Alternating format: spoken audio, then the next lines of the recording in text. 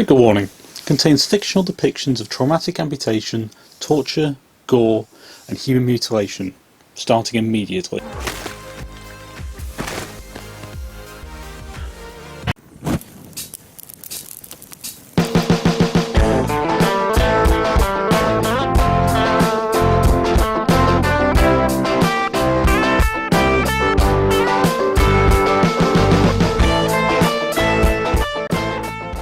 Hey everyone, Zoe here. So for today's Survival Mistakes video, I want to look at doing another lessons learned from video. So if you've not seen one of those before, that's where I look at a single piece of media, examine it and ask the question, what survival skills or survival lessons could we learn from it?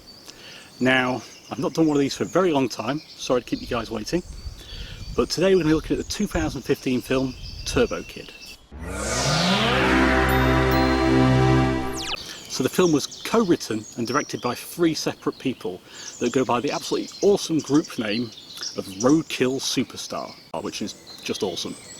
Obviously, it's a tradition on Survival Mistakes to butcher these people's names, but I'll give it a go. So they are Francis Simard, Anu Whistle, Yoann-Karl Whistle. So Turbo Kid is actually a follow-up to a film they did previously, a 4-minute long short film called T for Turbo, which was submitted to the Ant Timpson ABCs of Death anthology. It's basically 26 short films, one for each letter of the alphabet, done by different directors.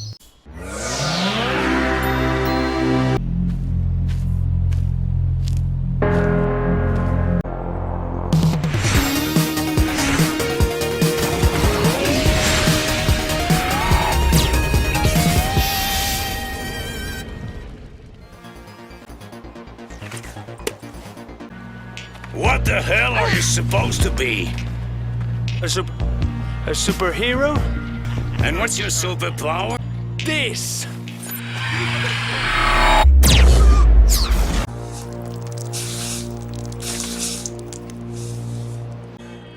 Can someone kill this kid? The name is Turbo Kid! I'll give you that, but at the end, you're still a loser.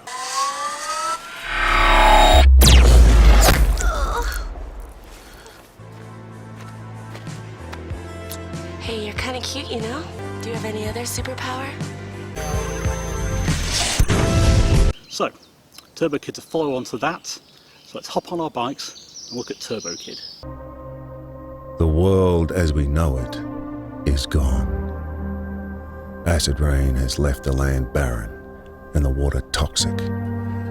Scarred by endless wars, humanity struggles to survive in the ruins of the old world. Frozen in an everlasting nuclear winter. This is the future. This is the year 1997.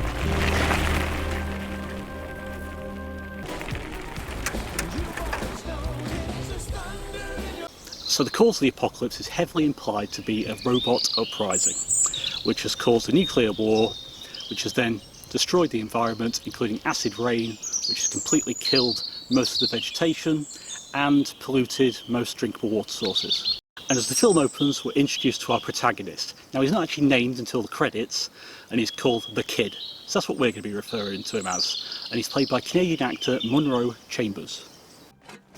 Now, our first lesson is something I really like seeing in survival films, and that's scavenging. We see the kid scavenging in a pile of waste for useful items, and he comes away with a Rubik Cube and a wooden-handled hammer.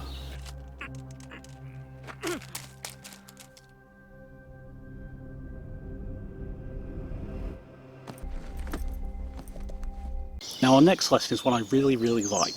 We see the kid has drawn his own map. Obviously we live in an age of digital technology like Google Maps, but I do like the fact that he's got a physical copy. And this woodland we're in here actually, I've made my own copy of the map. Yes, I copied it from Google Maps, but then I went round, I put the compass marks on it, and I have slowly started adding to points of interest. So where the water sources are, where different breeds of tree are, and maybe that's a lesson you guys can take away from Turbo Kid. Consider doing your own maps. Unfortunately, as you can see on the kid's map, there is a large danger zone, and it seems that the hostile raiders that run that area have marked it off with severed heads on pikes. which is a pretty unambiguous statement, really. Now, one of the most entertaining things about Turbo Kid is it's a depiction where there are next to no internal combustion engines. You won't see any Mad Max style car chases in this post-apocalyptic depiction. But what you will see is that everyone is using push bikes as their preferred method of transport, which is a little silly and has labelled this film Mad Max on push bikes in various bits of advertising. But it is quite unique. It is very funny, especially when we get into high-speed bike chases later. And as the kid rides his BMX, in the background we hear Thunder in Your Heart by John Farnham, which is actually quite significant because it was actually previously used in the 1983 film BMX Bandits. On a side note, watching Turbo Kid has actually got me quite interested in looking at the possibilities of using a push bike as a bug-out vehicle. So if you want to see that video, make sure you like this one.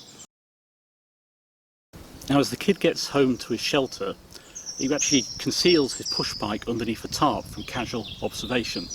And his home itself is some kind of underground structure. I'm not an expert on what this is. I think it could be a pumping station or maybe a water treatment works. If you guys know what this structure is, please let me know in the comments because I'd be really quite interested to know. Now we see the kid's shelter appears to be a home/workshop. And we see that he's scavenged and collected a lot of items that you could consider quite childish.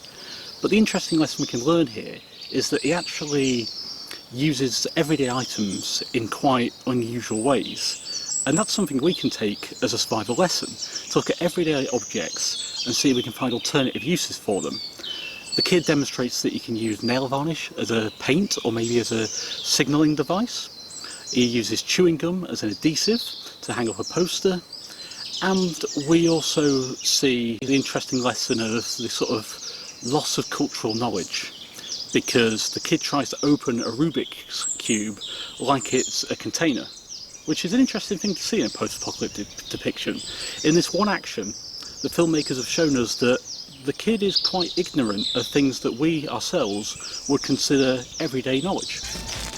We also see the kid makes his own fabricated weapon. In this case it's a double-headed hammer using duct tape, which is just ridiculous, but very distinctive to Turbo Kid. And it won't be the last fabricated weapon we see in Turbo Kid either. Now as the belt or the batteries in the kid's Sony Walkman Sport dies, it gives me a chance to talk about the music. Now it's all by a band called Le Matos, and it's sort of the vaporwave genre of music, and Turbo Kid's really got me into that genre because of the music that's used throughout this film. And Le Matos actually released a music video called No Tomorrow, and that's sort of tangentially connected to Turbo Kid, but I'll talk about that in a bit, so keep it in your mind and we'll circle around back to it. Now our next lesson we can learn is we see the kid actually has trapped an animal. We see that because he's got a noisemaker attached to the trap. We don't see it in enough detail to see what type of trap it is. It appears to be basically a cage, but it's interesting. And it does raise the question of, is this the kid's main source of food? Is he catching these rats and eating them and that's what's sustaining him?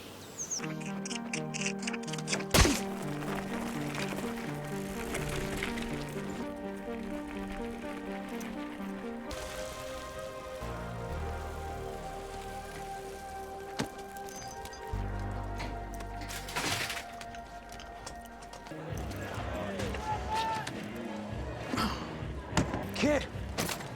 Hey! Oh man, it's been a long time. How you been, huh? Yeah, it's a goddamn miracle that you're still surviving on your own. So, what else you got? Oh. Well, for this junk, I can give you the usual. Let me give you a couple of these too on credit. Looks worse than ever. This sucks. Now we see the kid possibly gets a lot of his items through trade, which is another lesson we can learn, because there's this sort of shelter settlement not too far away from the kid's home, and he trades with a barkeep cum trader called Bagoo, and in true Spy Mistakes fashion I've got no hope of pronouncing this actor's name, so I'm very sorry to him. Or I could always toss this in for good measure.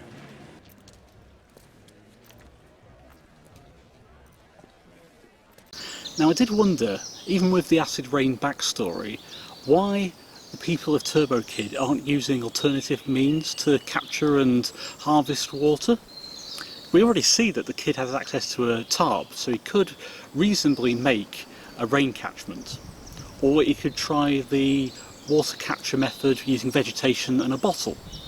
Or even collect morning dew. However, while this may be a lesson we can learn, considering the post-apocalyptic setting, I don't know enough about radioactivity to know if it is actually safe to collect water, but it is possibly a lesson we could learn. Your reign of justice is over, Turbo Rider. But to be a true hero, you'll have to save your girlfriend. Save me, Turbo Rider. Your evil plan will fail, Dr. Roboter. I will destroy you with my Turbo Glove, the ultimate weapon against the robot threat. But I am no ordinary robot. I am a secret weapon. And as the kid sits reading his brand new Turbo Rider comic book, we see he's actually at a play park, which is presumably an area of safety for him, because it was one of the areas that was on his homemade map earlier. And we're introduced to our second protagonist, Apple, played by Laurence LeBeouf. Now, Apple is probably one of the most entertaining characters in the film, because she seems to have very little understanding of social cues, which is just hilarious. Prepare to taste a full turbocharge of... Hey! What's it about? It's about Turbo Rider? That's rad! Are you alone? Do you have any friends? Or do you want to play hide and seek? I gotta go. Wait! Before we go, I just have to take care of something. It's okay now. You don't have to worry about me anymore. I found a new friend. I'll be fine, I promise.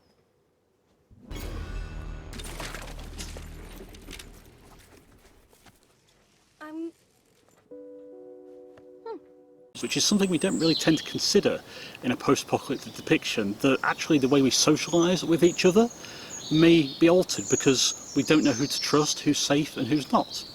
So interesting lesson we can learn there. And now I should probably take my side tangent into the music video No Tomorrow, because Apple turns up as a character in that music video. Now the music video is actually over 8 minutes long, so it's more like a short film. It's actually longer than the T for Turbo short that made Turbo Kid get expanded into a film. But it is interesting because it sits in a very strange place when it comes to the continuity of Turbo Kid. Because although the video was released a year after the release of the film, it is actually directed by Roadkill superstars themselves.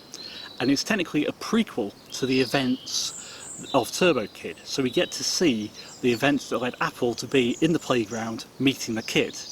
Now, I can't recommend it to you as a prequel on its own because it does spoil a rather large plot twist.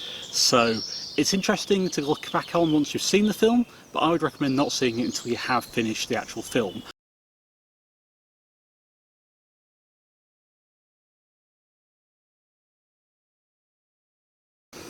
So due to Apple's disturbing behaviour, such as talking to a corpse, the kid understandably flees and returns home, although he's shocked by an electrical current while trying to take off the bracelet that Apple put on him, and it knocks him so hard that he goes into a flashback. Interesting note, the actual prop for this bracelet you can actually buy on Amazon. It's actually just a watch strap, but rather than a watch put in it, it's a blinking LED light. Now this flashback scene will actually be expanded upon later, so we only see the short version of it. But in it we actually see one of the directors, Anuka Whistle, is performing maintenance on the kid's push bike when he's much younger, saying, "Soon you'll have to learn how to fix it by yourself." There you go. Which gives us another survival lesson, knowing how to maintain and repair push bikes.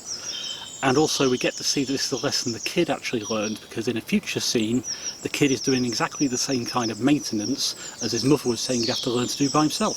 So, a lesson we can take in universe and out of universe as well. And as the kid awakens, we see that Apple, using the bracelet, has tracked him back to his home. And we actually see a brief blink and you'll miss it reference to another post-apocalyptic film. Good morning. Whoa!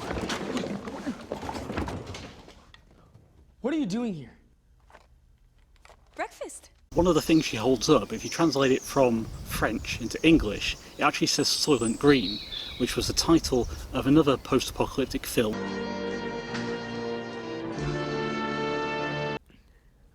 How did you find me? Oh, it's the bracelet. Oh, great. Well, how do you get it off? Oh, you just don't? Wow. Where'd you find all this stuff? Look at all of these. It's like a museum of coolness in here. Eat your cereal before it gets all mushy. Okay, how do I know you didn't poison this? Well, because friends don't poison friends. Oh, no, okay, we are not friends. Okay, I don't even know who you are. But you broke into my home. You touched my things, and you talked to dead people. And I brought you back your Turbo Rider comic book. Okay, you can stay, but just for a while. My name's Apple. Of course it is. And the protagonists decide to spend their day scavenging. Rad, I love scavenging. No. You stay here. Well, why can't I go? Because you don't have a bike.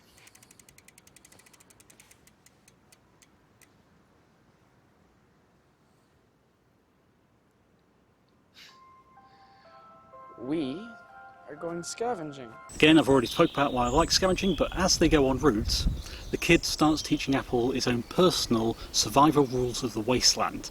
Now, it's not very often a lesson to learn from. I actually have a media property give me actual lessons to take. So let's look at the kid's survival rules of the Wasteland.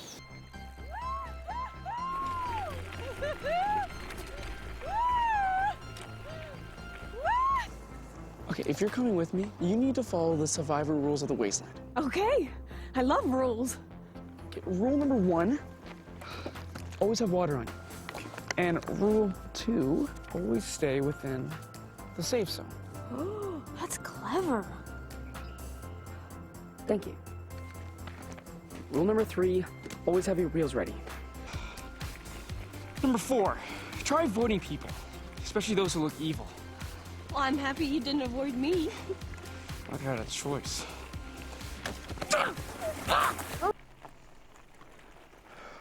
Rule number 5, no hugging while riding. Sorry. Rule number 6, Yes. always carry a weapon. And 7, if you don't have one, make one. Make what? And once again, we get to see the kid use duct tape to fabricate a weapon. We actually, if you look carefully at the truck, you can see it's actually a landscaper's or a gardener's truck.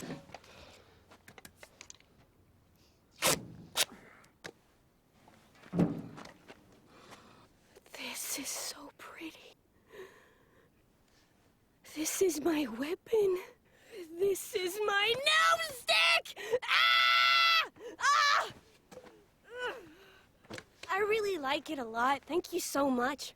One of the most interesting weapons in film history, the gnome stick. Now, if you want a gnome stick for yourself, there's actually an internet company that sell prop, because who doesn't want a gnome stick?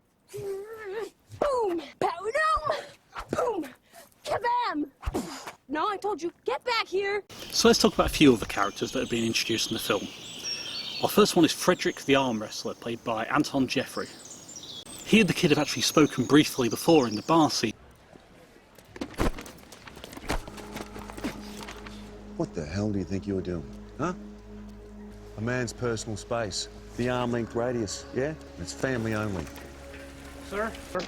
I've been thinking, I don't know, do you think it'd be a better idea to keep looking for the water source instead of, you know, fighting Zeus? Well, Frederick was kidnapped by Skeletron, the henchman of the film's antagonist, Zeus, who was played by Michael Ironside.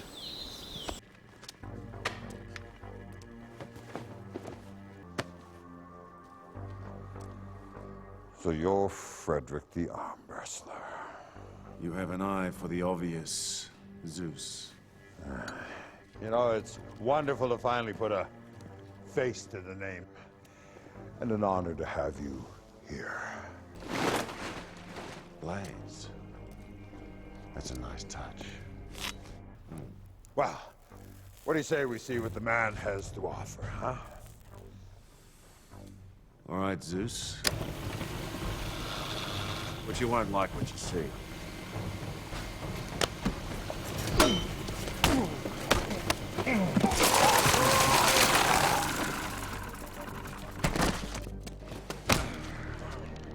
You think I didn't see that coming? I have eyes everywhere. From where I stand, I only see one.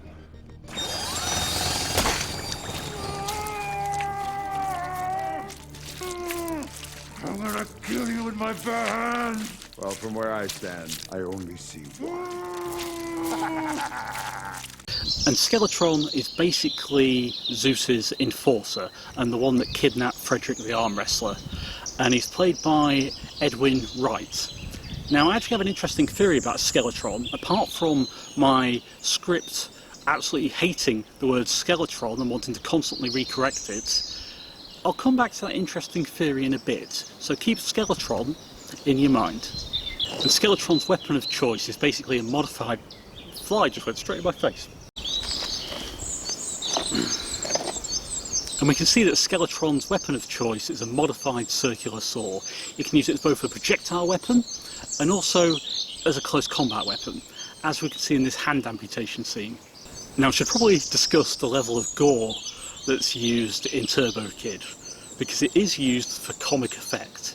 But we can, again, take another lesson from this quite silly depiction of if someone was involved with a traumatic amputation, do you have the medical knowledge and supplies to be able to tourniquet the wound, or even individually go and block off the arteries and maybe even try and reconnect it? Obviously, it's a very significant and dangerous medical procedure, but one of the things you must bear in mind, if you are chilling a severed body part to basically keep it fresh, don't put it in direct contact with the cold substance, so ice for example, because it actually damages the nerves. And as the pair bond and grow closer, we see that a raider suddenly kidnaps Apple. Run! Run! Run! And she implores the kid to flee, which shows us that survival rule of the Wasteland number 3 works out really well. Another survival lesson we can take from this encounter is that as the raider chases the kid on a high-speed push-bike chase, there's a sentence I never thought I'd say, we see that Apple's trapped inside a net, presumably unable to free herself. So the lesson we can possibly take is about having a backup blade or some kind of rope-cutting device on us for just such an eventuality. Now the kid, trying to flee, falls into some kind of crashed ship, maybe a spaceship, maybe some kind of experimental jet, and we see that he's concealed from the raider because the hatch he fell into actually closes behind him.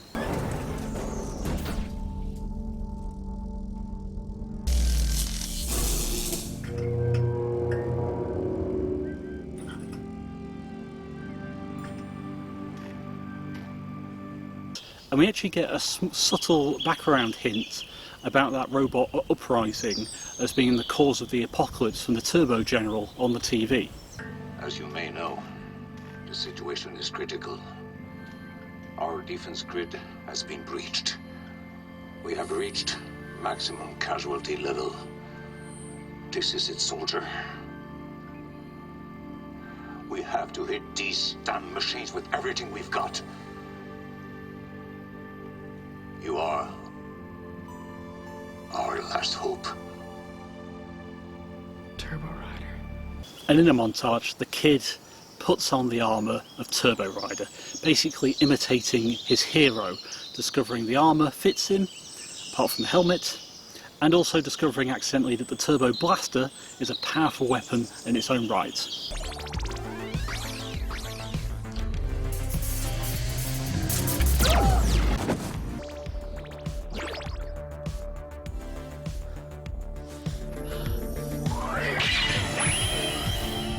So who was Turbo Rider?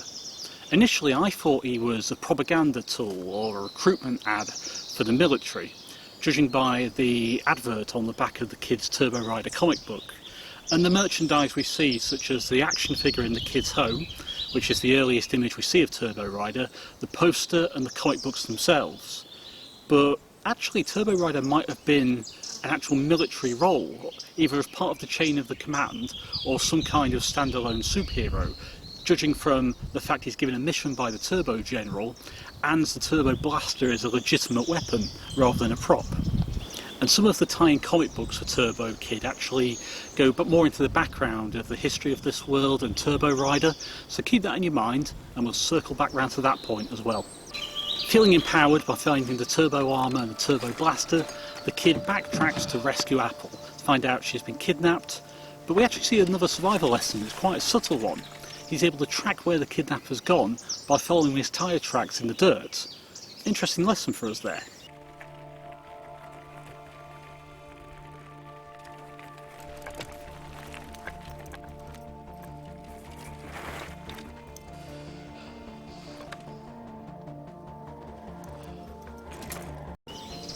And we also see he's able to easily dispatch the kidnapper using the power of the Turbo Blaster.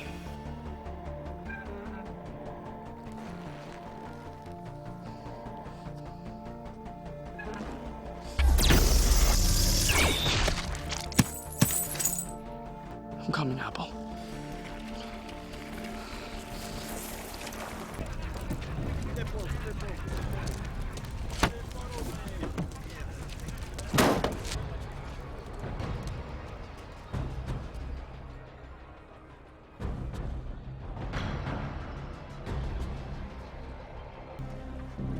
My beloved followers, we have a very special guest with us here this evening.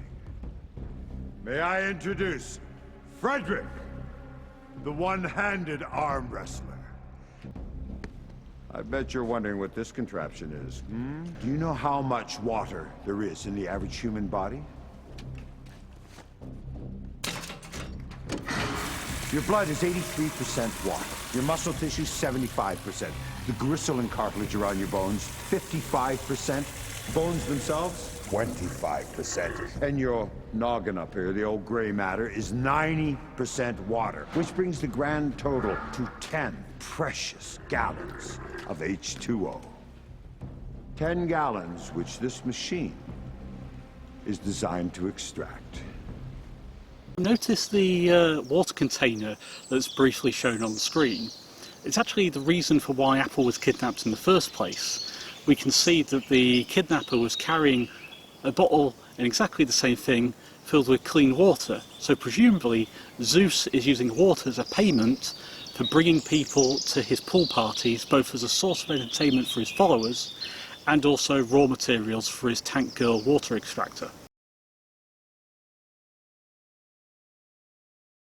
My beloved followers, who keeps you safe? Who quenches your thirst? And who keeps you bloody entertained?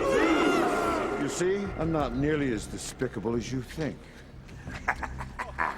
Let the juicing begin. No! And as Zeus taunts Frederick the arm wrestler and Apple and the other participants of the pool party, he wasn't expecting the sudden appearance of the kid in his turbo armor suit. Did somebody say something? And who exactly are you supposed to be? I'm a superhero. And what exactly is your superpower?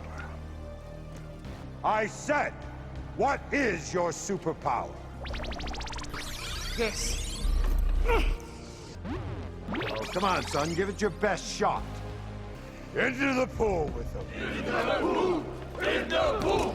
In the pool! In the pool!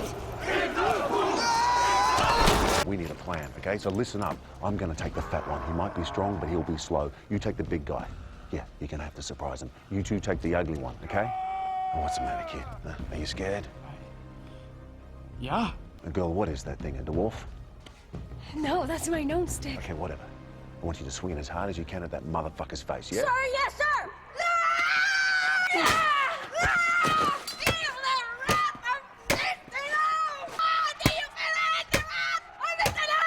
I guess that was our cue. How am I going to show the pool party scene without being demonetised by YouTube? So, the pool party is really the point of the film where the blood and gore we saw hinted at earlier with the hand amputation scene on the now one-handed Frederick the arm wrestler, it really goes overboard, and it's using gore and violence as a source of comedy, and it's where the tone of the film goes from being a semi-serious post-apocalyptic depiction to basically a black comedy with a post-apocalyptic framework.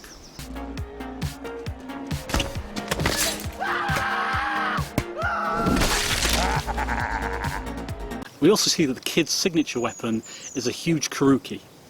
Now, interestingly, a karuki was actually the signature weapon of another post-apocalyptic protagonist that we've covered on Survival Mistakes before, when I did my Lessons Learned From video on the Book of Eli. So both the kid and Eli both use huge karukis as their signature weapon. Just an interesting fact. We also see the double-headed hammer that the kid fabricated is now being used as a thrown weapon.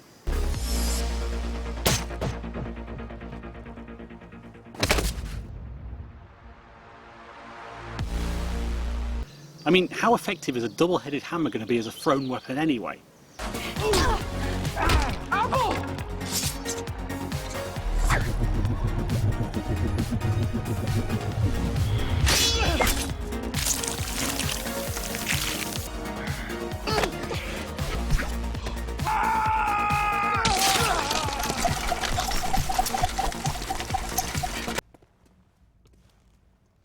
I have to admit, I did not see that coming. We won! Let us go. It's not how it works, kid. You're changing the rules, are you, Zeus? It's my game, my rules. No! So although Frederick the arm wrestler, the kid and Apple have survived the pool party battle, Zeus shoots Apple with one of the few projectile weapons we actually see in the world of Turbo Kid. Hey, put the kid down. Playtime's over, kid.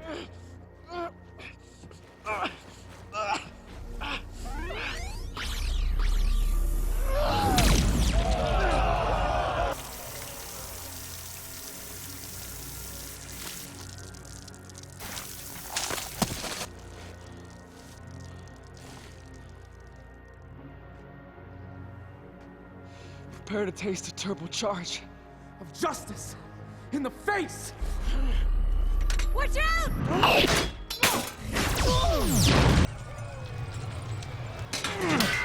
Hey, kids, now would be a good time to leave. Let's split up. Find them. Kill them. Bring me back their heads on pikes. We also get a small bit of environmental storytelling here. It's not a lesson we can learn from, but it's just something I like to see. We see that Zeus may have actually taken his title from the building that he's actually in with his followers, which is Olympus Pool Supplies, hence why there's a pool for the pool party, and also obviously Olympus has ties to Greek mythology, and Zeus is a Greek mythological figure. Where are we? We're on a couch. Why? How? You got pretty beat up. You look pretty good in that suit. You think so? Mhm. I just wish I could have done more. You know, I wish I could have been more like the real Turbo Rider. Yeah, maybe you can't. But you could totally be Turbo Kid. Now we need to delve into spoiler territory. If you don't want to see spoilers, then cut to this timestamp. Otherwise, if you're still here, I assume you're going to be okay with spoilers. I wish I could have stopped him. I should have. And instead I let you get shot.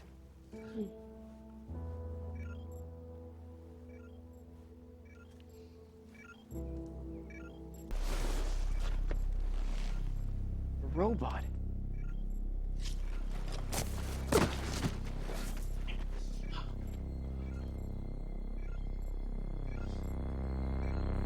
You're it!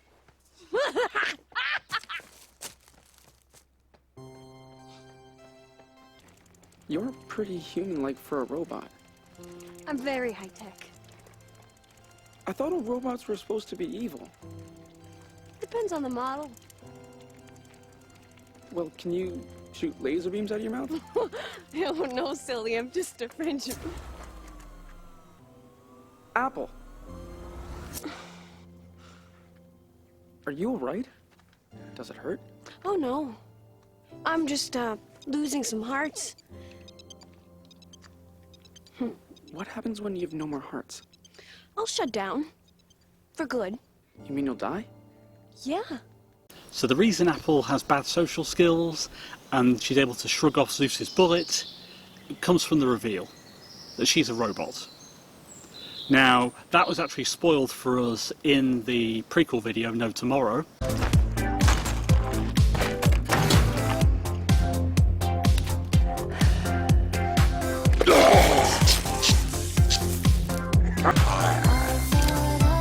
Friends don't dismember friends. The duo bump into Bagoo again, who trades them the location of the robot cemetery, taking Apple's headband as trade. Kid?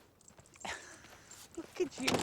Don't you think you're taking this comic book shit too far? Wait, what are you doing? You leaving? Yes. And if I were you, I'd be packing too.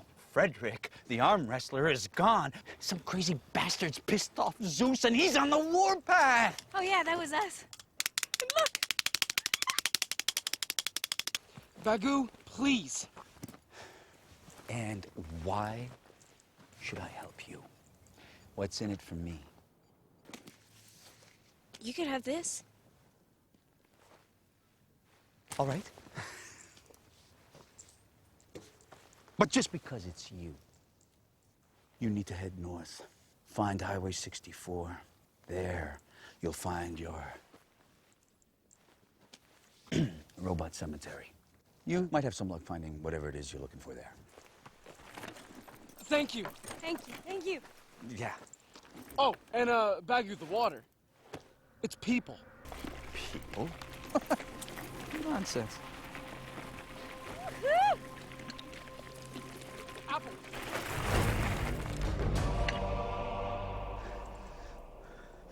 Fuck.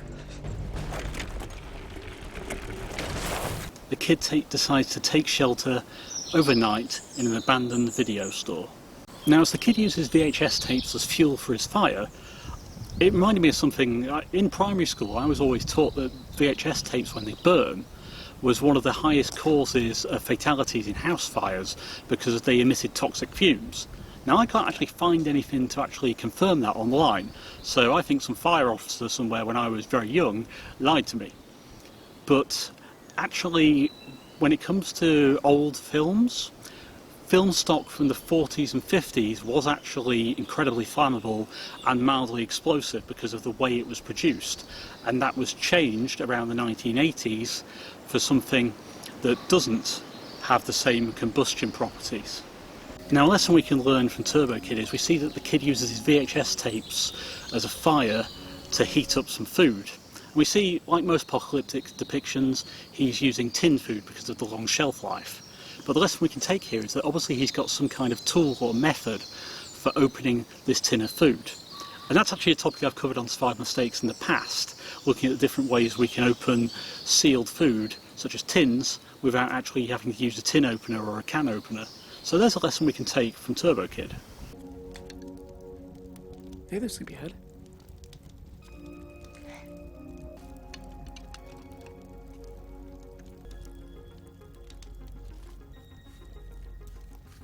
And plus, you got some pretty serious fighting skills, too. Do you want me to teach you? Yeah. Strike first, strike hard, show no mercy. That's it. That's it? Ice! Drills! So, strike first, always surprise your enemy. Strike hard, always remember the weak points of the human body. Eyes, throat, genitals. Okay. Pretty good self-defense training there from Apple.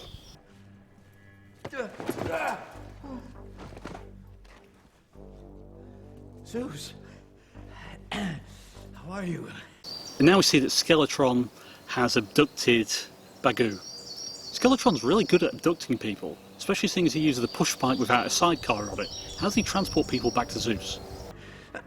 Oh,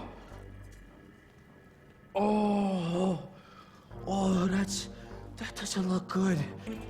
I'm looking for a young boy, a young girl, and a big strapping cowboy.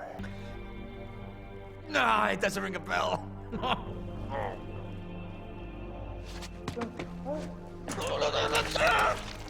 I hate to be the bearer of bad news, but in case you haven't noticed, your guts are literally attached to the wheel of this bicycle. Now, Turbo Kid contains a torture sequence. If you're going to be triggered by that, then I'll put a timestamp for you to skip to. If you're still here, I assume you're going to be okay with the cinematic torture sequence, because it is probably one of the most inventive I've ever seen in cinema. Skeletron and Zeus torture Bagoo to find out where the kid and Apple are by basically giving him a colonoscopy, hooking his intestines up to a stationary bike that, when pedalled, pulls his guts out.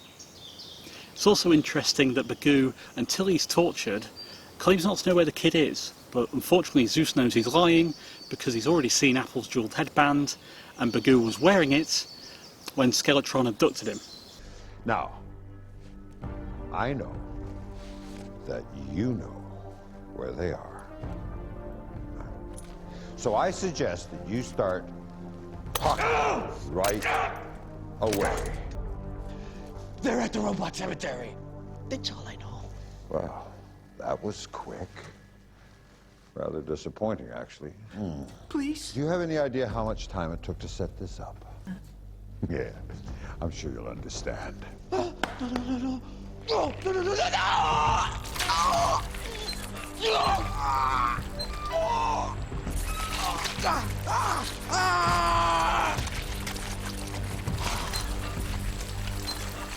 And the information that Bagoo tells Zeus and Skeletron under torture allows Skeletron and two of his cronies to find the video store the next morning where the kid and Apple are sheltering.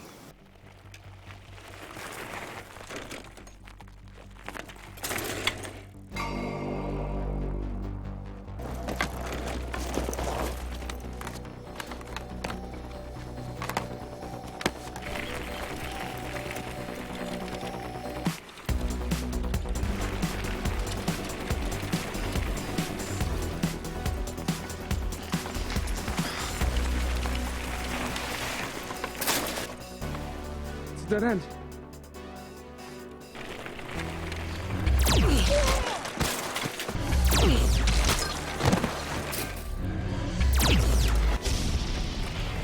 Although the Turbo Blaster is able to take out the cronies, we actually see that Skeletron is able to actually avoid the shot, making one of the few people in the world of Turbo Kid that's actually able to dodge the Turbo Blaster.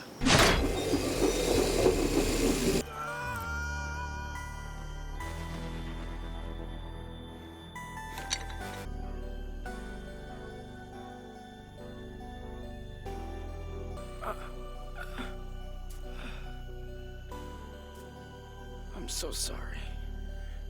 We're so close. It's okay. You're the best friend that I have ever had. Don't die on me. And as the kid collapses from his injuries from the fall, exhaustion, and the effects of the ominous green gas, we get to see the full version of that flashback sequence that was only hinted at earlier. If only the pair had watched my video on how to make your own soda bottle gas mask, they'd have the right equipment to traverse such a hazardous area with its ominous green smoke. I know that my friend here doesn't look quite as friendly as I do, but I assure you all I need is a simple cup of water. And interestingly, the mother was played by one of the directors. Well, so's the father. We get to see him a bit better here, and he's played by the other director, Francis Samard.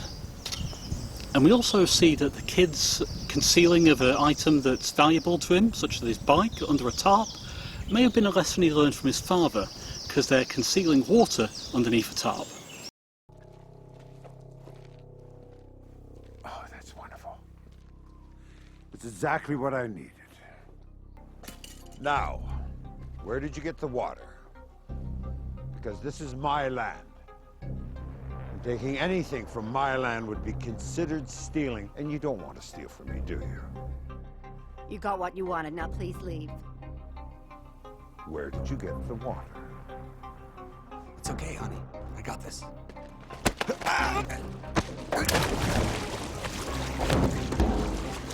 It's all right, honey. He's got this. Look at this. I admire your spirit, young lady, but your story has come to an end. Then let's make it memorable. No!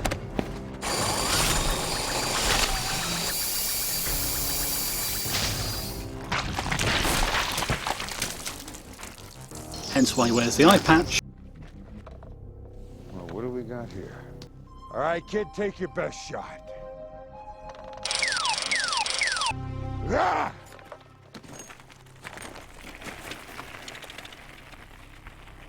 Now, don't bother. You won't last long out there. The credits show us that this sequence actually took place when the kid's 7 years old, so he's been surviving on his own in the Wasteland for a very long time indeed.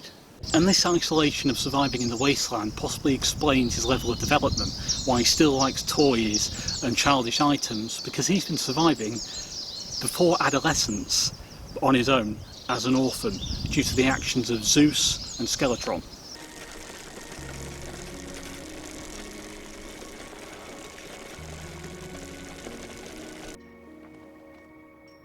You alright there, kid?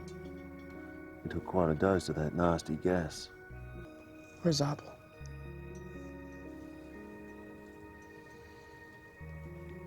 I'm sorry, kid. Why'd you save me? I owed you one. Well, actually, I needed a new hand. Sure as hell didn't expect to find you there. You know what that is? Turbo Mega Blaster. We're going straight to Zeus. We're gonna shove that thing so far up his ass that he'll taste his own shit.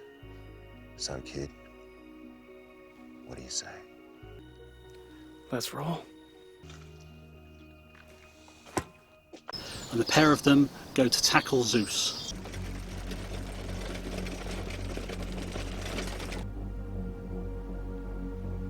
How does he keep sneaking up on me like that? What are you doing?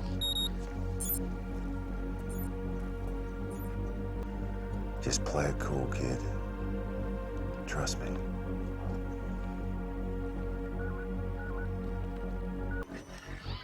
Ah, look. The arm wrestler has grown a new arm. What about you, kid?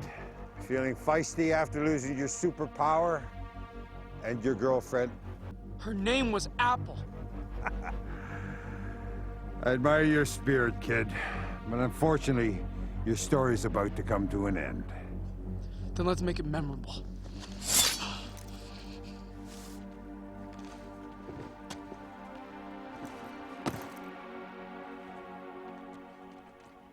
Ah, you're the kid. You're full of surprise. Ah, nice callback there. Ah, you're the kid. You're full of surprises, aren't you? Get ready to fight, kid.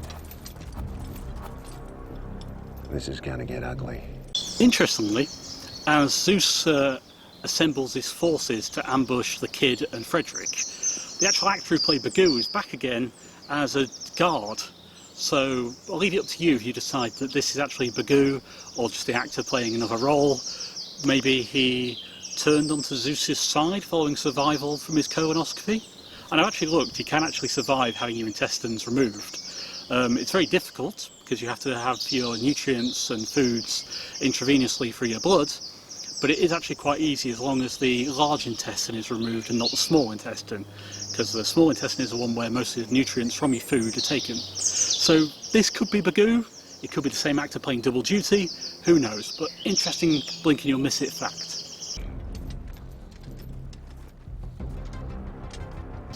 Now I'm largely going to let this fight sequence play out uninterrupted, if I can get away with it because of copyright strikes. But one of the things we can look at as this goes on is some of the clearly fabricated weapons and armour that some of the forces of Zeus are using.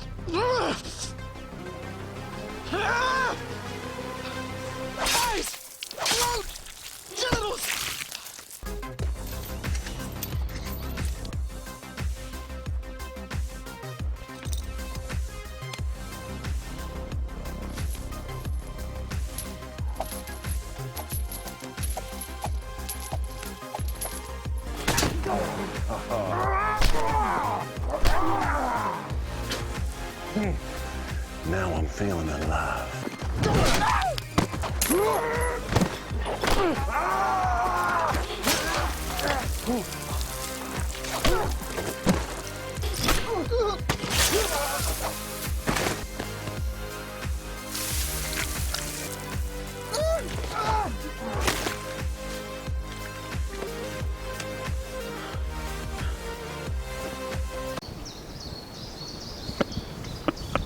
I mean, what can I even say? A guy has been bisected by a shovel and he's got his torso stuck on someone else's head and his lower body on someone else's, and they're wandering around like human centipedes. It's hilarious and completely unique to Turbo Kid. There's no lessons here. I just have to show this clip because out of context, it is amazing. Hey, kid!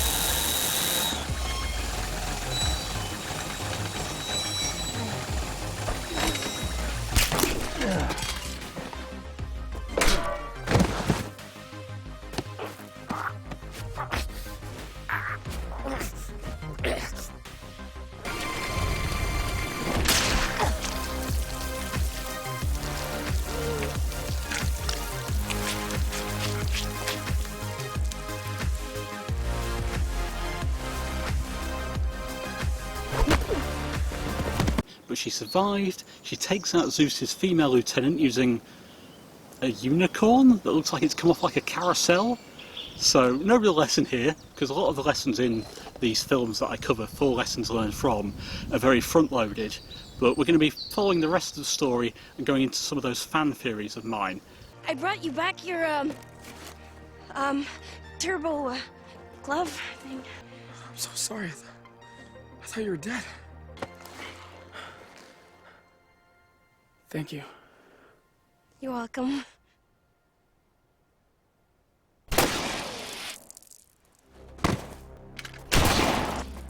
Oh, you son of a... And you were right. It was memorable. Now, what was so difficult about that? And Zeus, being a spoil sport, shoots all 3 of our heroes with his firearm again.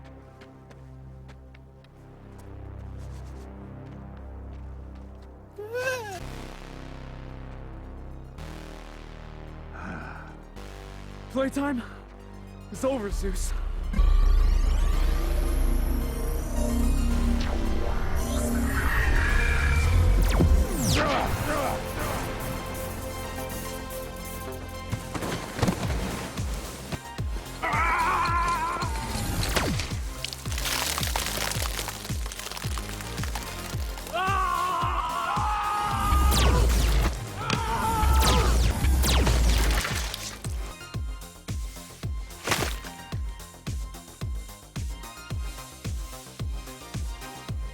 This is why Turbo Kid is one of the most bizarre post-apocalyptic films you have never seen.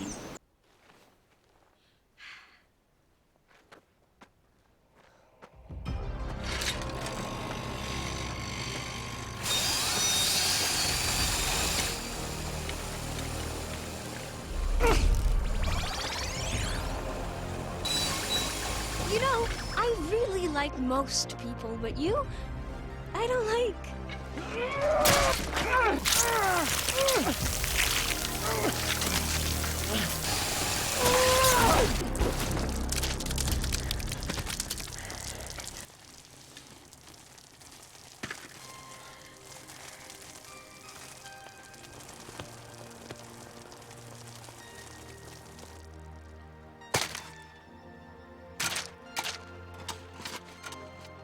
And just like that, Skeletron is dead. Killed by an umbrella of all things. I don't think I've ever seen anyone killed by an umbrella before. And as Apple and the kid embrace under a shower of blood, one of the most interesting characters of the film, at least visually, Skeletron, is now gone. And it's so interesting, actually, when the film was being promoted, they used Skeletron in the advertising when they were doing tickets and stuff outside the Cannes Film Festival, rather than the actual kid in the turbo armour. So Skeletron's really important to the franchise, and I want to talk about my fan theory that we're now circling back to about the character. So my fun fan theory about Skeletron is that he's a former turbo rider. Now, visually, they're both wearing armour, which is somewhat significant. Maybe Skeletron is replicating his former turbo rider armour in his new role as being an enforcer to Zeus. But when the kid turns up at the pool party, Skeletron has some kind of familiarity with the turbo blaster. He's one of the few people in the film that have actually dodged a shot from it, and he uses his own weapon to deflect it when the kid's attempting to shoot Zeus. And even Skeletron's weapon itself could be considered an analogue version of the turbo blaster, because it's basically got the same capabilities. It kills very quickly, and it's a projectile weapon. So what do you think? Do you think Skeletron is a former turbo rider that turned to the forces of evil? Let me know in the comments.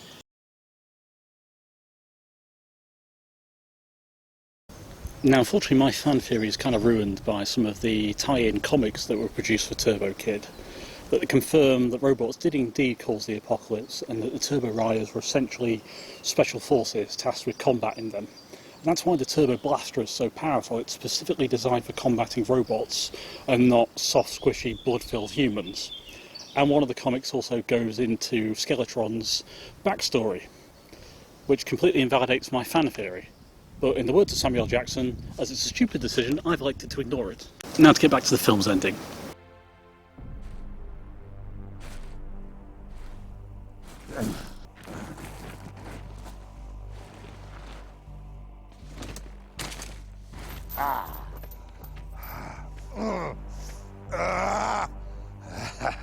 Well, I've worn you far too long. So much for trying to fit in. You're a robot? Yeah. You didn't know? Surprise! Zeus is a robot too! I am a CC-111 corporate companion, designed to create and instigate corporate policy. Human beings are highly inefficient. Pests, actually. Not unlike cockroaches. You're a monster! I was designed by your kind. You made me what I am. Would you like to see what I do? Huh?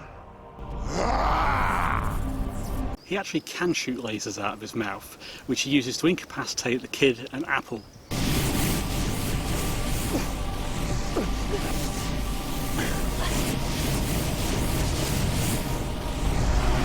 And with the situation being grim, and Frederick the arm wrestler still suffering from a gunshot wound as well, the kid delves into his deep repertoire of problem-solving skills and combat knowledge.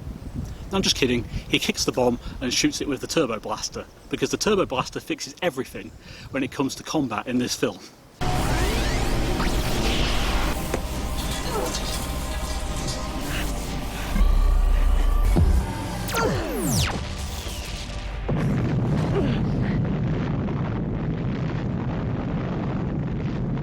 And the explosion not only takes out Zeus, but it also discovers the water source, quite inadvertently, that's been mentioned a few times previously. So through the actions of Frederick, the kid and Apple, this society now has access to an underground spring of fresh, clean drinking water.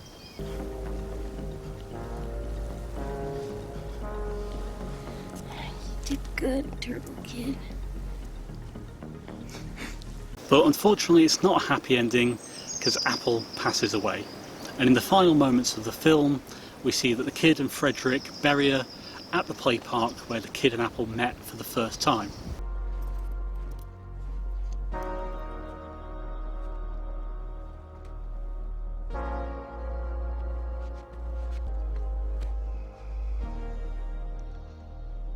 You did the right thing, kid. And through dialogue it's implied that Frederick is staying behind to guard this water source that they've found.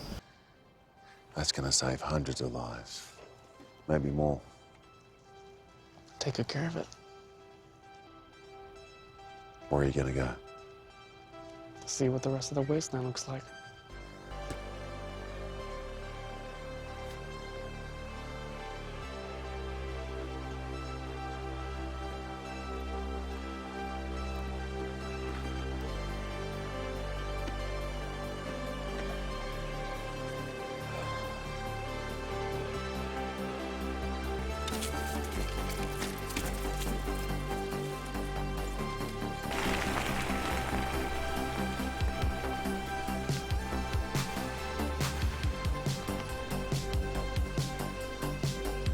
And that's the survival skills or the survival lessons that we can learn from Turbo Kid. But there's a couple of follow-up things we can talk about quickly. Now there is actually going to be a second Turbo Kid. The script was finished and it was announced in 2016, but we don't know any more details than that, apart from the script is ready and it takes place immediately after the first film. And also in 2020 there's going to be a video game of Turbo Kid, and that was kickstarted by a company called Outermind, and it's going to be released for the Nintendo Switch. And what you're seeing on screen here is some of their trailer footage of the game, which is just as gory from the looks of things as the film itself.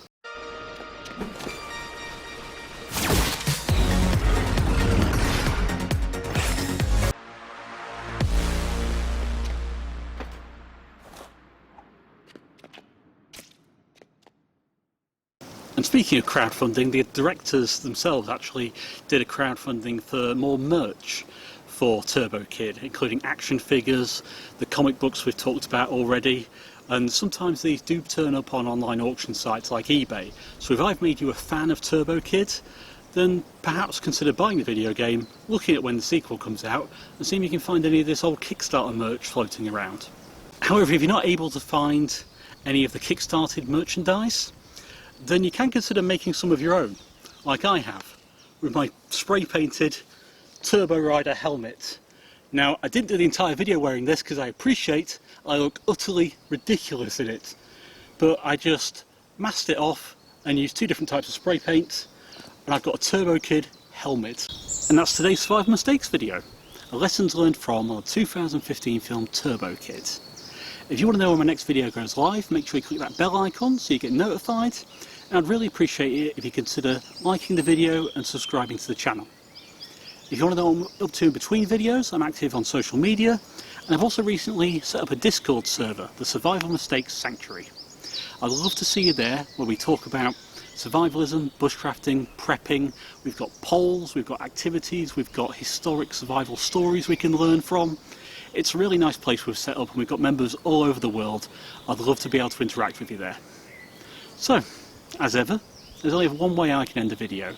That's from me to say to you, get out there and do the impossible every day.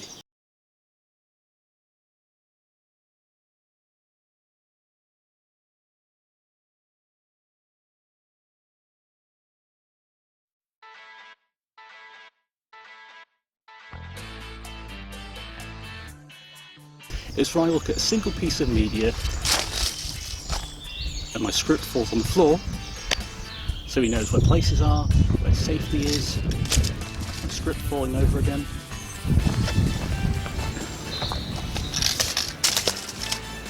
And that was the lessons we can look at. Come on, script. And we actually see a brief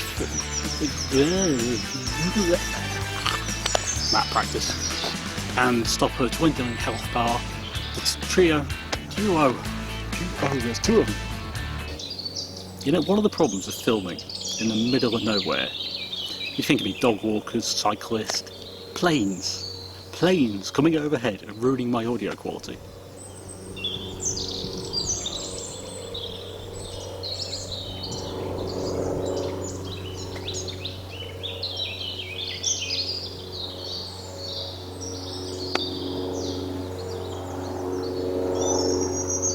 Anytime. Actually, the play park was actually one of the areas we saw in his homemade map, so it implies this is an area of safety for him, hence why he's probably... What the hell was that?